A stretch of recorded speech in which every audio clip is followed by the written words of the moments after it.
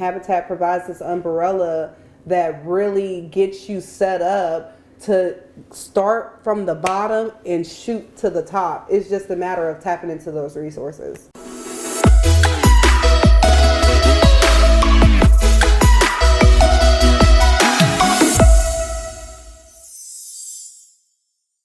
So I first got started with Habitat through my college, Clayton State University. It was part of our giving back. So we had to go and actually paint the house, and there was about 15 of us. And we were out there kind of like splashing paint around. It was really fun, but we felt it was meaningful. So we had a really good time. Essentially, I didn't have any debts because I was a scholarship athlete, and I kind of just kept my expenses low. I got pregnant my senior year with Sheldon, and I was like, oh my gosh, like what am I gonna do? Like I can't go back home and live with my mom. I can't live with my dad. I have a whole kid that I have to live for now. So because my college introduced me to the program, I immediately got on the wait list when I found out that I was pregnant. And ever since then, I just had to wait the long 4 years, and you know. Bonding with my cohort through the other classes where we can earn our sweat equity is how I essentially learned my neighbors. I was able to meet like Nikki, I was able to meet Jacob, I was able to meet pretty much all of my neighbors here in Browns Mill because of the sweat equity and having to go to the classes. But it definitely built a bond. You know, every time I see their pictures up on the website or every time I see their name mentioned, it's so cool that I get to send them a text like, hey, I see you guys look great. The best part was going out on those builds because I learned life skills.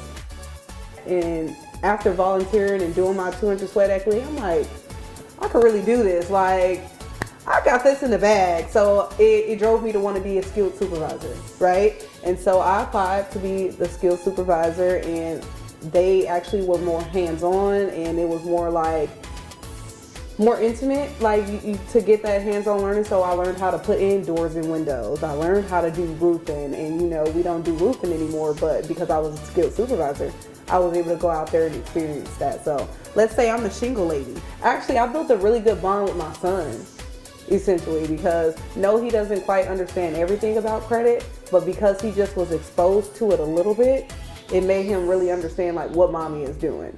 So just hearing him go back to school and then he's like, you know, what do your mom does? He's saying, my mom built houses. Like that makes me feel like so joyful. I want my son to know like all the kids are welcome here at my home. I want my son to know that those kids can come to me for advice if they feel like they can't ask their parents. You know, I want the kids to know like, I know Miss Thomas down there, she gonna make sure them kids is okay. I love the fact that I think we all will look out for each other because not everyone is in a subdivision like Browns Mill. I always was like, okay, I'm gonna be a house leader, I'm gonna be a house leader. But every time it was time for me to actually go and apply, I'm like, oh, I just got another opportunity. Let me go try to embark on this opportunity first, you know? And honestly, I was kind of scared because it's like, you know, they're gonna be all up in my business. But it's like, they all up in my business anyway, so why not? Someone's gonna be able to say, Rayven helped me build my home. Someone's gonna be able to say, like, I'm helping build my own community. You know, and that means I have all the information. That means I know what's going on. That means I can make it better because I'm right here in this community. You know, and that's really what kind of inspired me to really take that leap of faith. And now that I am a house leader, I can say like there has not been one day where I wasn't just excited, overjoyed, and learned something and felt good and empowered that I did something for my community. Like not one day.